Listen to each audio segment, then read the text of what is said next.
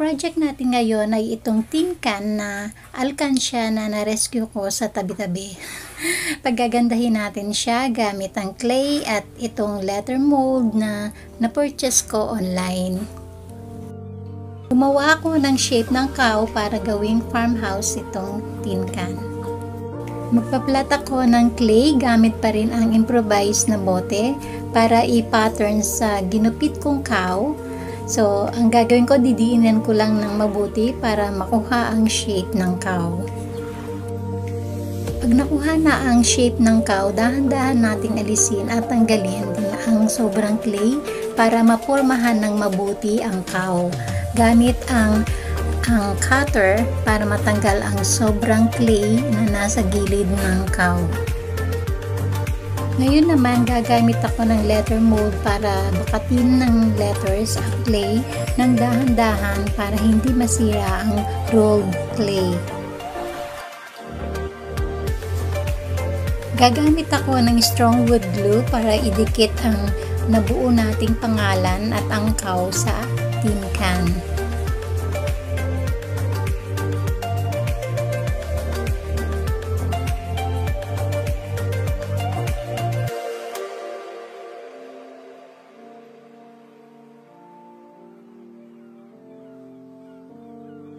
Dahil tuyo na ang clay, pipinturahan ko ang tin can ng white flat paint ng first at second coat.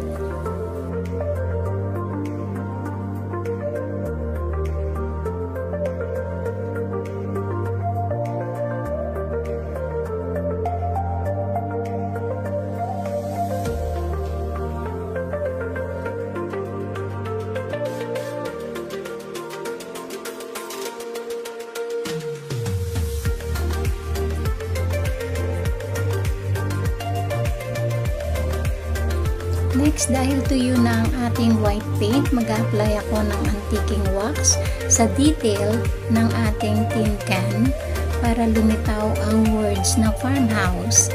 At pupunasan lang siya ng wet tissue at ganun din sa cow. Mag-apply din ako ng antiking brown wax para lumitaw ang detail ng cow. At maglalagay din ako ng konting antiking wax sa ibaba at pupunasan din siya ng wet wipes, and then sa taas din mag-apply din ako ng antiking wax para magkaroon din ng stain yung ating tin can, at punasan lang siya ng dahan-dahan ng wet wipes.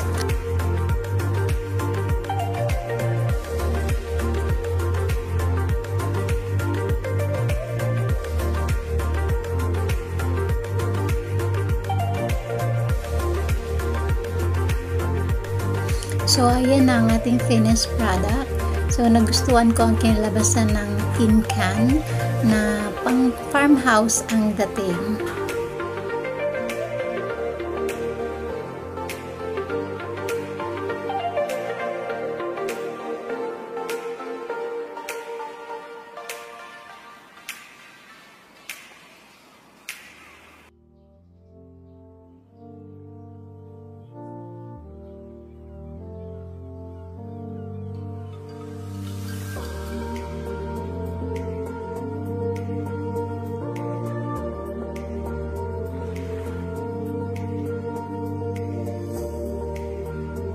Next naman, itong plastic container na ito ay gagawin din nating farmhouse ang dating.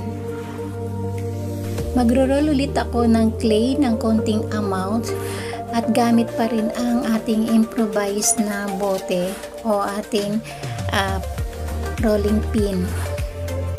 Gagamit ulit ako ng letter mold para bakatin sa clay.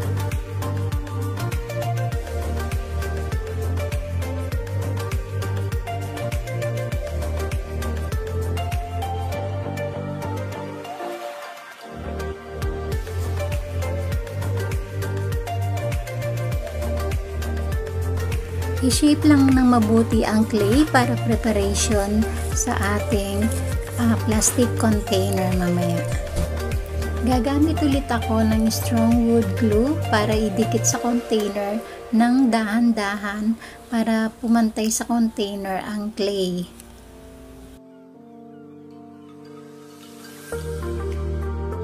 Dahil tuyo na ang clay, gagamit ulit ako ng white flat paint at pipinturahan ko ng dahan-dahan para hindi masira sa brush habang pinipinturahan ko ang detail ng container.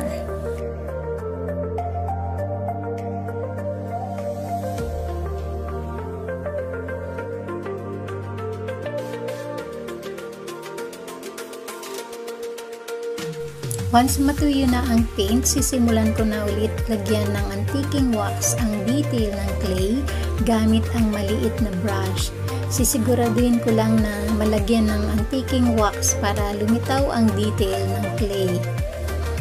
Punasan din siya ng wet tissue para lumitaw ang ganda ng stain sa mga detail ng container. Maglagay din ako ng antiking wax sa baba at taas ng container. At pupunasan lang ng tissue para lumitaw ang stain look ng ating container.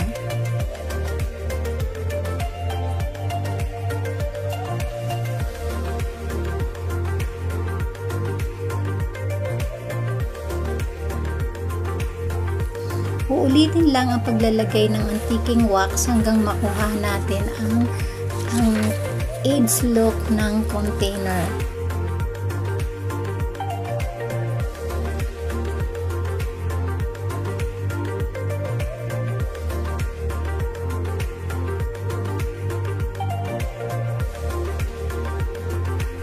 Ayan ang finished product ng plastic container na magagamit natin sa kitchen.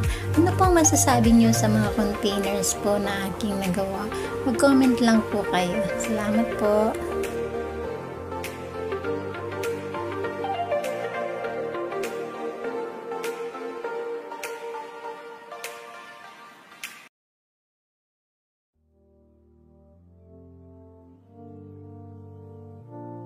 Next, ito namang crate na gawa sa kahoy na nabili ko sa garage sale na matagal nang nakatagos ay pagagandahin natin ito.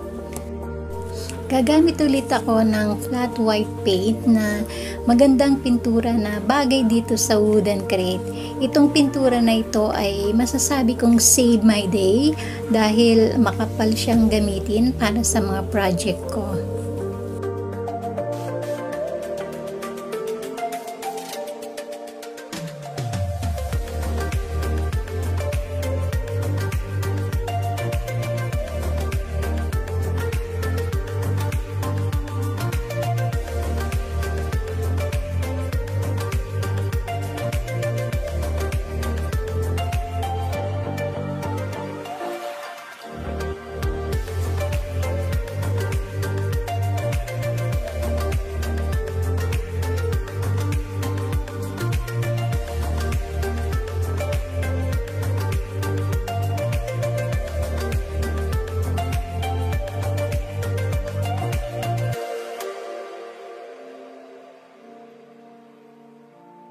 Ngayon, gagamit ako ng vintage printed material.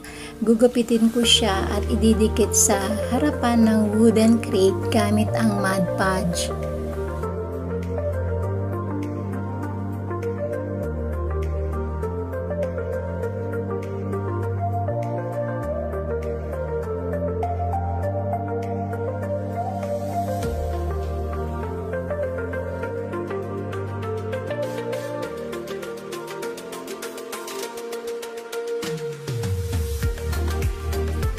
Once na nadikit na, mag-apply lang tayo ng little amount para ma-sealed ang harap ng printed material at ma-secure na siya.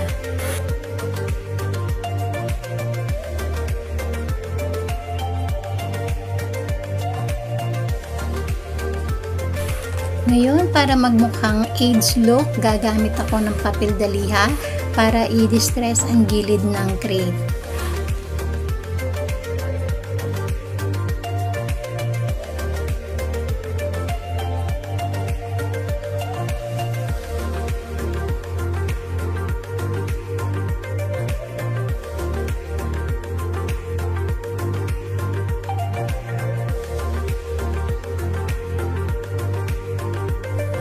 Ayan ang finished product. Natutuwa ako sa kinalabasan ng vintage printed design para sa wooden crate na nagkaroon ng complete transformation.